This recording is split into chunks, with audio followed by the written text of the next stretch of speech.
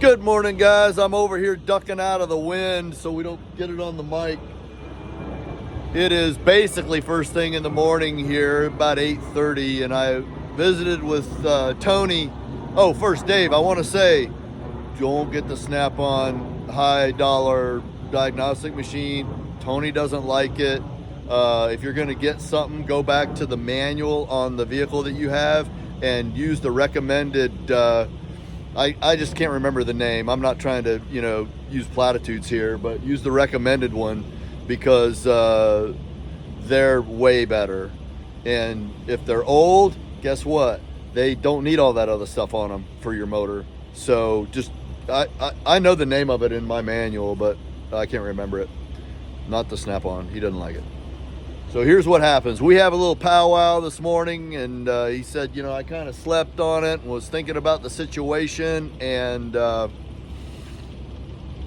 we could figure out what the codes are today. He said he could squeeze me in, and we could get it to overheat and give it the trouble codes, and he could fix it. He said, for one thing, he doesn't have the computer, and that was one of the things I thought it might be. I didn't move it out away from the heat, but it's still doing it, so it's not that.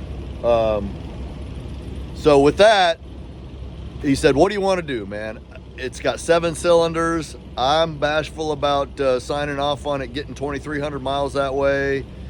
And my response was that I'd already gone 400 miles like it is, and it doesn't sound any differently than it did leaving the on-ramp or the off-ramp from the overpass where we were for 3 months when I was taking it all apart. So it seems like it could make it, but I've got too much riding on this to chance it. If I was a kid with no responsibilities, and if it broke down, shucks, you rascal, let's just do XYZ with it. I'm not in that situation. And so I made the decision this morning with Tony to he's going to take it off my hands for parts as a shell.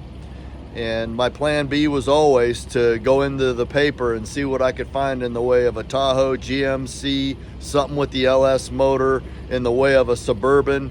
It just seems that trucks are really expensive, even used, but Suburbans, Tahoes, not the case. And so he turned me on to a auction house that's about 3 blocks away. He said, peruse what they got in stock first. They get so many vehicles in that they're just trying to get space for them all the time, and they're not super worried about the turnover profit. So we're going to check that place first, but I do have 3 that I already lined up and spoke to them before we pulled into here that I was going to pounce on first.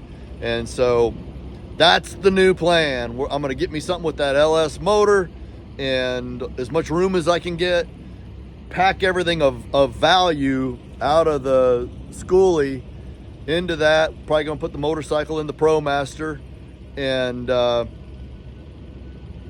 beat it on out of here and get to bigger, better things and forget the whole thing happened. So I'll go ahead and keep going with this and let you know, show you what we end up with and all that, all the statistics as far as that goes. But that's the update.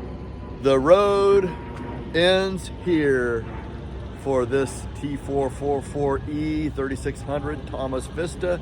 She has done her job, and time for her to get a rest.